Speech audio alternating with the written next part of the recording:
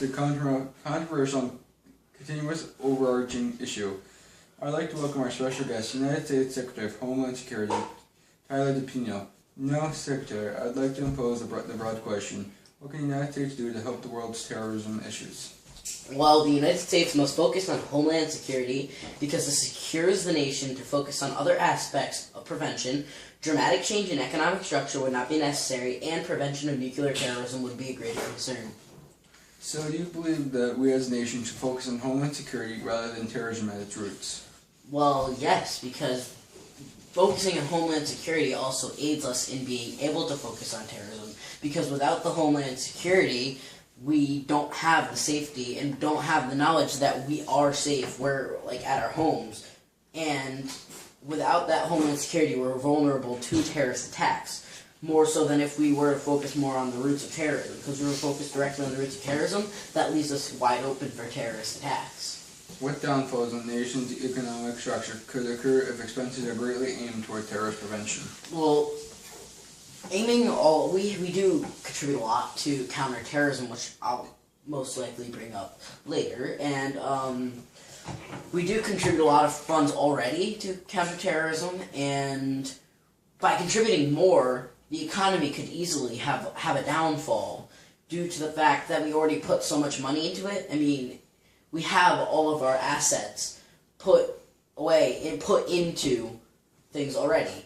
I mean, we already are in an insane amount of debt. We may be the richest country, but we're also the country largest in debt. And we need to focus on keeping we need to keep the focus on the economy the way it is now, and then we can provide assets to counterterrorism rather than focusing solely on counterterrorism.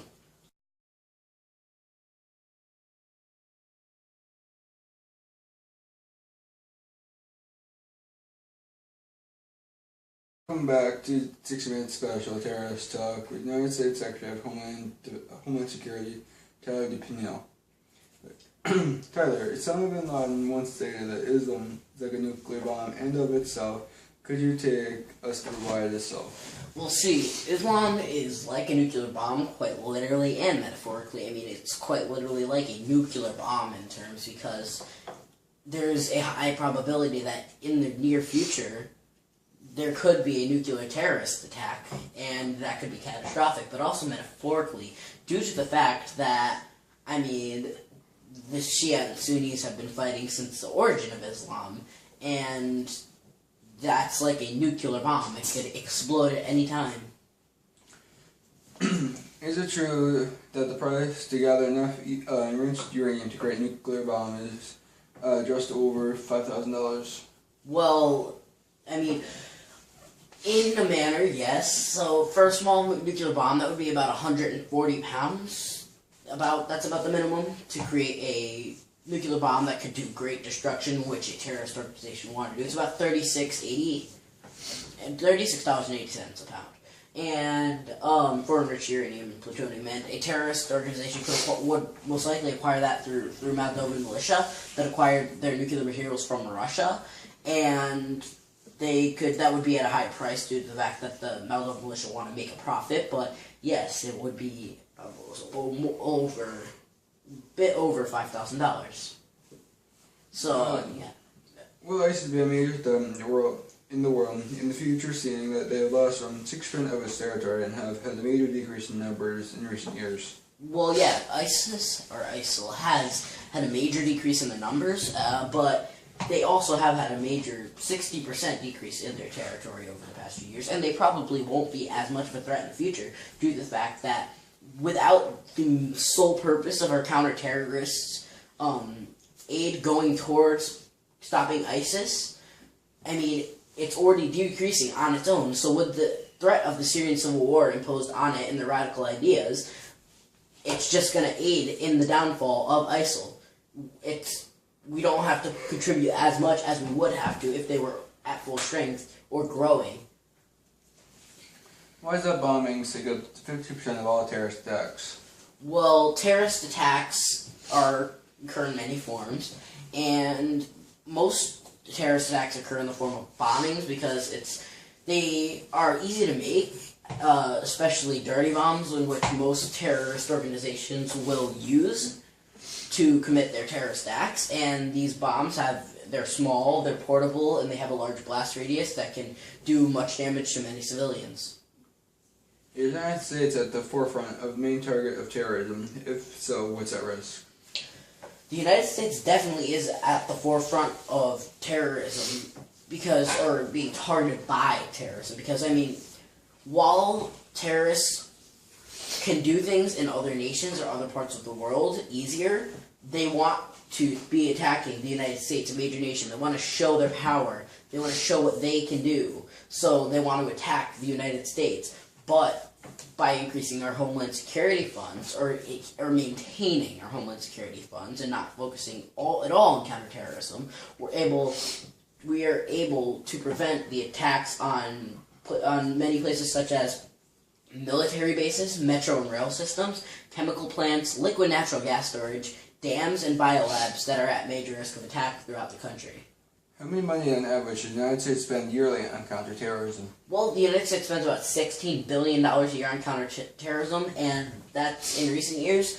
Before the terrorist attack of 9/11, we had nowhere near that much, but after that terrorist attack, we realized that it's definitely a major issue and that it needs to be addressed. So by providing these assets, we're definitely greatly aiding in decreasing, because we can't really fully prevent, but greatly decreasing the chances of world terrorism occurring.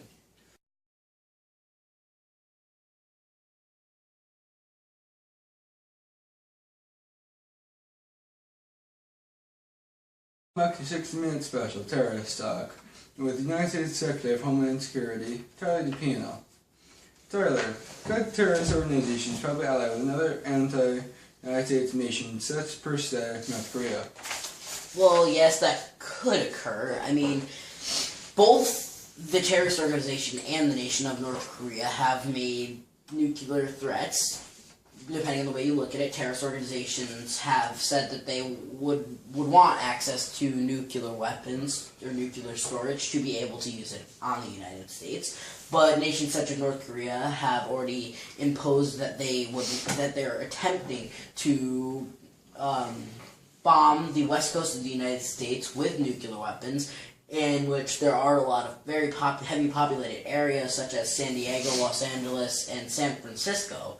And these areas are definitely at risk, and if a terrorist organization in anti-United States countries such as North Korea were to team up, then we would definitely have a major threat on our hands.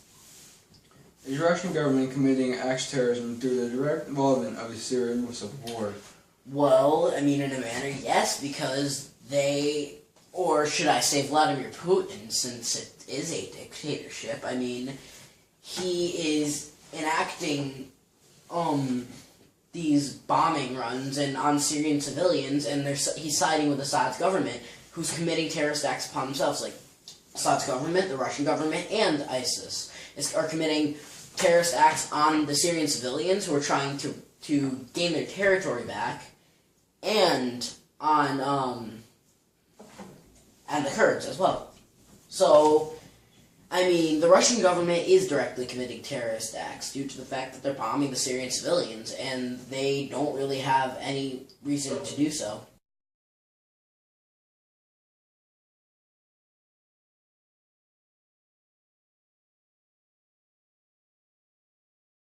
Minute terrorist talk with Secretary of Homeland Security, Tyler DePino. Tyler, do terrorists impose upon the human rights set by the UN?